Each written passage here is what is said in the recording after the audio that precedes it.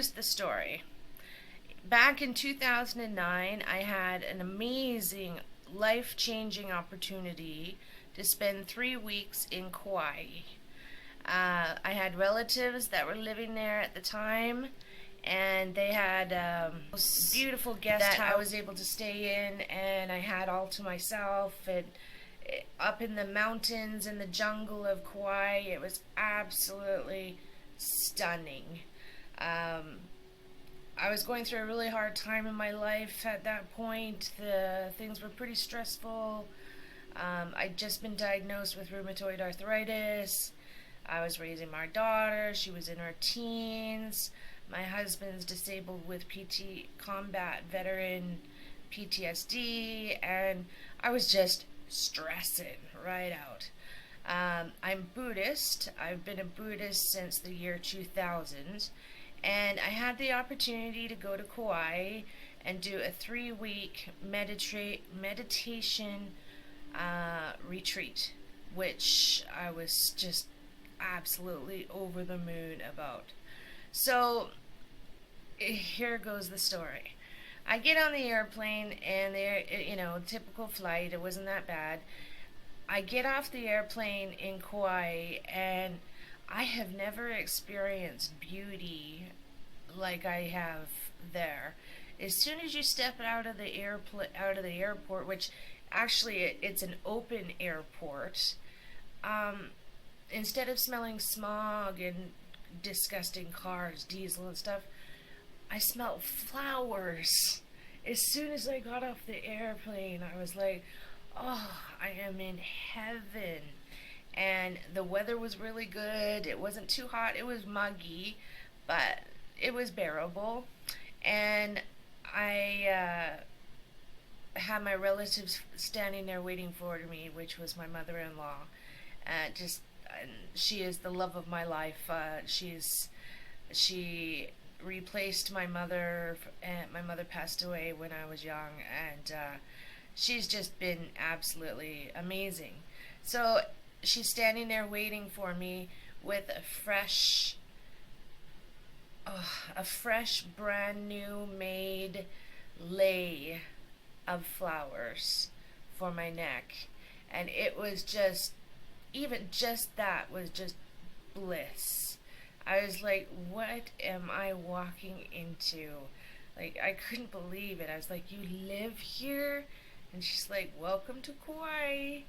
Kauai is known as the Garden Island, and it's supposed to be, I haven't been to any of the other islands, but it's beautiful in Kauai. If you haven't been there, you definitely should go. It's just stunning. So she picks me up, we're at the airport, and I'm there ready to do my meditation retreat. I'm all gung-ho. I don't know what I was thinking. I was thinking spas, massages. I was like, woohoo, I thought I was going on a spa retreat. Well, let me tell you, it was not a spa retreat.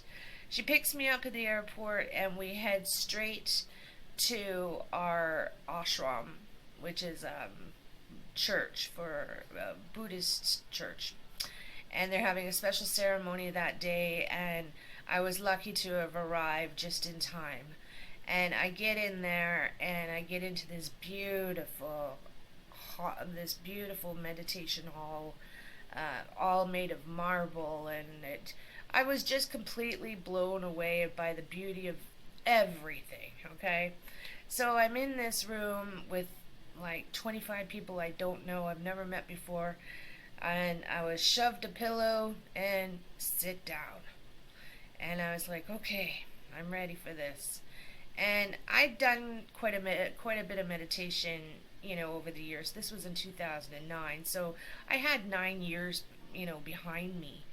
But boy, I thought I thought I knew what I was doing. Boy, was I wrong.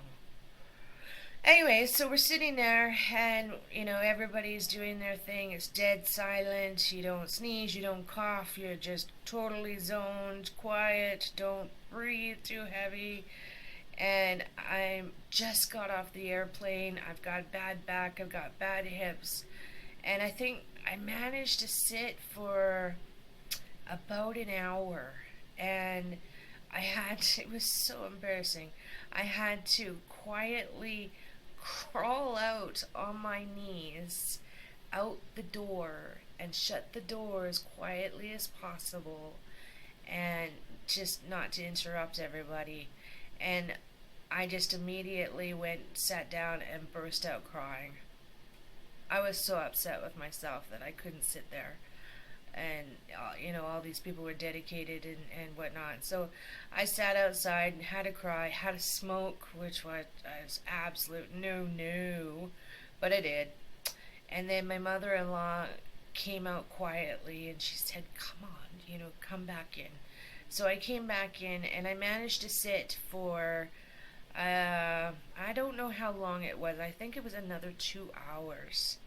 And it was a very, very moving, unbelievable experience. I was able to get past my pain of my back and my hips and able to really get into the deep meditation, which I thought I had experienced before, but I had never experienced anything like it until that point. So, anyways, that came and gone, and we got that done, and we had a beautiful dinner that night, and the first week of my vacation was just absolutely amazing. I spent, a lot of time doing self-reflection, meditation, lots of meditation, sun tanning, swimming. At the time I was completely changing my diet as well. I'd gone from eating crap a week before to being completely raw, vegetarian, vegan, except for my coffee in the morning. And it was so nice having my own guest house to stay in. Like, uh, you just don't ever, you don't get that opportunity.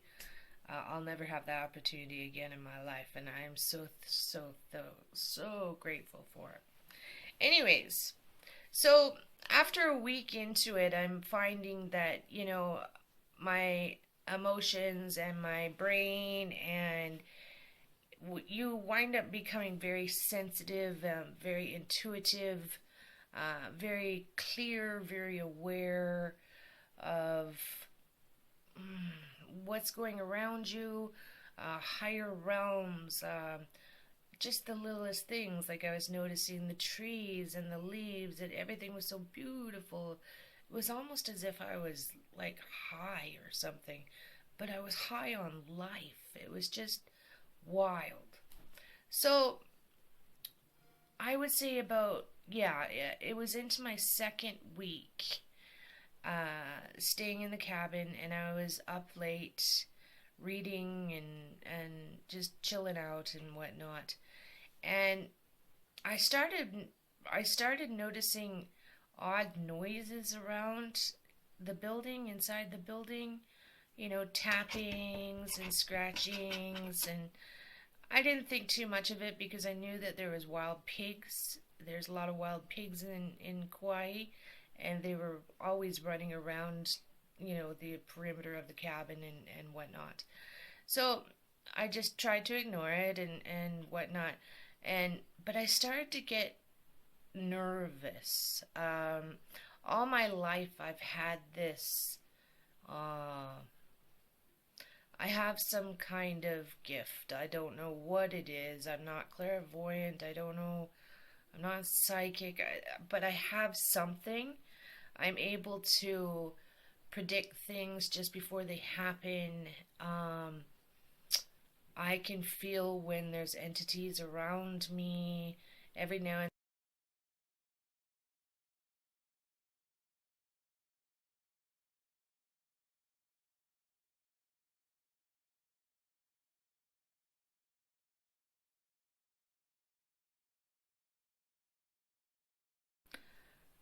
I can hear voices talking to me. I've had relatives that have passed away come to me, and I've actually seen them, like standing in front of me. Odd things, very just odd things. So I started to get this feeling that I wasn't alone. Um, yeah, I wasn't alone, and I kept, Okay, so sorry about that. My camera cut out. As I was saying, I was feeling and knowing that I was being watched. I just know it. I've had it all my life. I just know. I don't know how to explain it, but I just do. So I was reading a book at the time, and I just did the best I could to ignore it. I just ignored it, ignored it, ignored it. Had every light in the place on. And this is so the week two, we're into, say, the middle of week two. And I'm sitting there, it's probably about 1 in the morning, and I'm scared to go to sleep. And I hear a plate in the kitchen, it had a little kitchenette, go flying and hit the floor. And so I froze and froze. I just was like, stayed in my bed, frozen. And then I wound up finally falling asleep that night and got up in the morning, and the plate was laying on the floor in the kitchen, not broken, but just laying there on the floor. And I thought, oh, well, it must have slipped off the counter, or who knows what was what, right? So next day comes along, and more activity starting to happen each night. More and more things are starting, more bangs, more noises.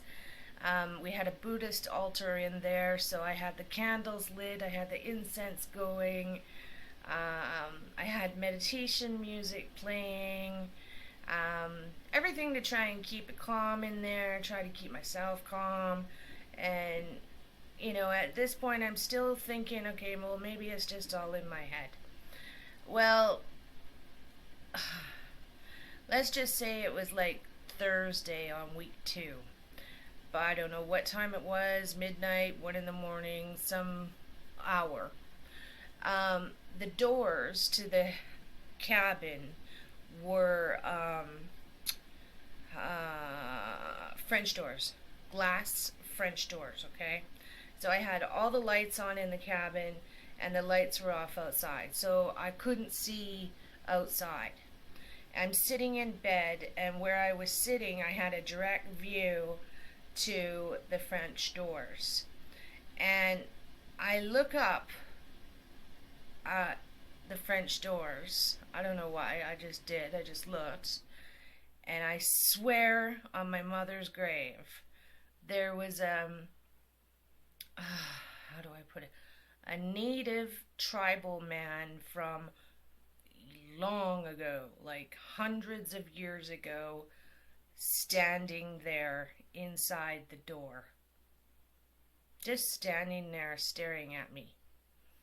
He had bones in his nose, the bone necklace thing going on. He was dark, and in full gear, like full native attire of some sort, leather something. It wasn't native from North America. It was almost something like you'd see in Africa. It was really weird. And I just froze. I just sat there, staring at it. And it stood there, staring back at me. Probably for a good 30 seconds, but it seemed like it was like a half an hour. Just stared. No facial expressions, no movement, just stood there, staring at me. And it took everything in my power to close my eyes and just lay down. I laid down, closed my eyes, face down on my stomach, head in my pillow, and started deep breathing. And I'm shaking, like the whole bed was just shaking. And I don't know how long I maybe I sat there for about 5 minutes, 10 minutes, and I had the nerve to get up and look back, and he was gone. And wow, that was a trip, absolute trip of my life. Um, but it gets better. I managed to fall asleep, and nothing else happened that night. And so the next morning, I get up and I go and I tell my father-in-law, who was very spiritual person and very Buddhist. He spent his entire life practicing, and I told him what was going on, and he's like, "Oh yeah, that's just our." They called it the lychee tree spirit, which the whole area around beside the cabin was full of lychee trees. It's a type of tree in Hawaii. And I was like, oh, okay. So you know who this is? You know about this? They're like, oh yeah, he lives here basically. This was his land at one point in time, and they were like, well, I guess he's just checking you out, make sure checking to see who you are, why you're here, and so that night, my father-in-law went and slept in the cabin, and I went and slept in the main house. And he did a special cleansing of the cabin. He did sage and incense and whatever he did. Walked all around the cabin and purified it basically. And spent the night there, and came to me the next day and said, everything's fine. No, he didn't come to me. I didn't have any problems. Everything should be fine. I'm like, okay. So I felt better. I was like, all right, phew, he's fixed the problem. So, and he gave me an iPod full of meditation music and Sanskrit music to listen to and whatnot. And he said, just play this on the iPod player, and it will help you sleep, and it will just keep the place calm and settled, and the spirit will know that you're not there to do any harm. So that next night I went and I put the iPod in the machine, and it had its iPod stand, which was on a wicker table on the other side of the room from the bed. And that night was, a little bit interesting. I was laying there again in bed, trying to go to sleep, but I had all the lights on because I was scared. And it was a futon bed, okay? Like a brand new futon bed. And we all know futon beds are like hard as a rock. It's like sleeping on cement. And it was on wooden lats, so there was no bounce or give or anything to the bed. And I'm laying there, and it was like a queen size, I guess, and beside me, the entire bed indented in as if somebody had sat down beside me. And it would have been, like, if it was a real person, it would have had to have been somebody really heavy to sit there and make that indentation. And I, like, shit my pants. Well, not really, but I was like, oh my God. I screamed and I yelled for it to just go away, leave me alone. And, the indentation went away, and I thought that it was gone, and I was, laying there, and I was dozing off, and I could still feel the presence. I just knew it was still there. And just as I was dozing off, I could feel the weight of somebody laying on top of me, but not completely, just a slight pressure all down my body. And I had my eyes closed, and I was laying on my back, and I opened my eyes, and his face, I will never forget this. His face was right here. Right here. I opened my eyes, his eyes were right in my face. And that lasted, for a few seconds. And then I blinked again and closed my eyes again and blinked again, and it poofed. It was gone.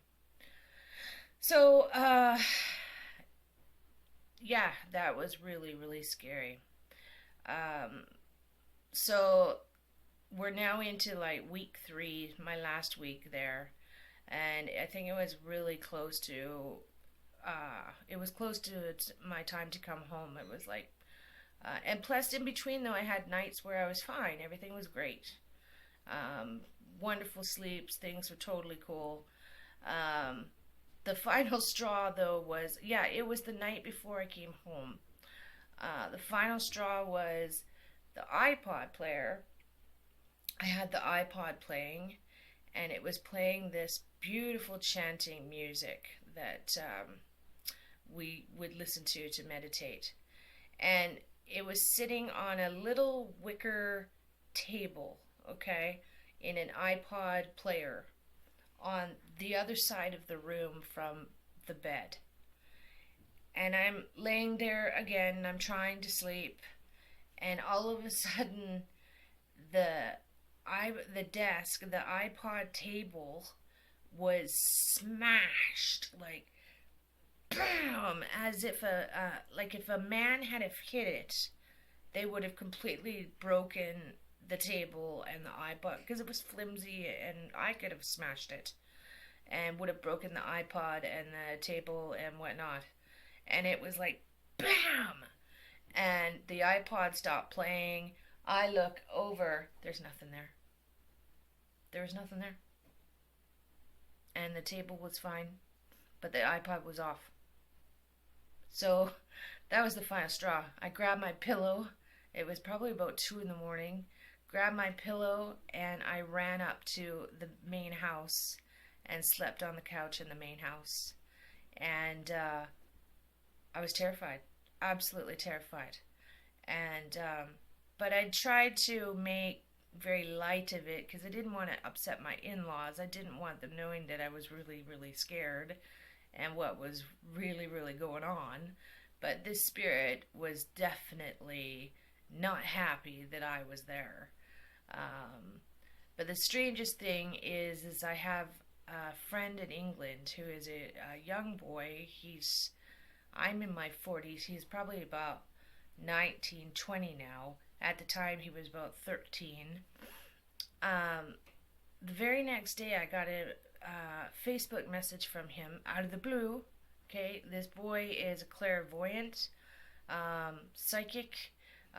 He is absolutely incredible. The powers that this kid has. Anyways, out of the blue, he messages me and says, the spirit last night just wanted me to let you know. And I'm like, what? How do you even know what's going on? I hadn't told him anything. That he was just checking you out, and that he just wanted to make sure that you weren't going to harm the place because it was his land and it was his place. Yeah. Pretty scary shit. Pretty scary shit. And the whole time we were there, like every time we went places and traveled around the island and went to the beach and all that, he was with me. The spirit was with me. I knew he was with me. I could feel him tagging along, just tagging along with me. And I was really, really nervous that I was going to bring it home with me. But I didn't, luckily. Thank God. And so he's still there in Kauai in his lychee tree. Stay in your lychee tree, spirit. But yeah, that was one of my paranormal stories, and absolutely mind-blowing. Mind-blowing. That was one of the most scariest experiences I've had. where it was violent. It was obvious I was not wanted there. And, the fact that I was trying to be um, meditative and religious, and I was trying to open myself up and change my ways and improve my life, and it was just not happy I was there. So, anyways, yeah. So that's my story for that. That is my Kauai lychee tree spirit. So, stay tuned. Please subscribe if you like my story. Leave a comment. Unfortunately, I can't give you proof or live footage or anything like that. It's from a long time ago. Uh, you, yeah, I can't do that, but you just have to take my word for it. And but yeah, it was an amazing story, amazing story. And the fact my father-in-law was so cool about it, he's like, yeah, yeah, that's just the way he is.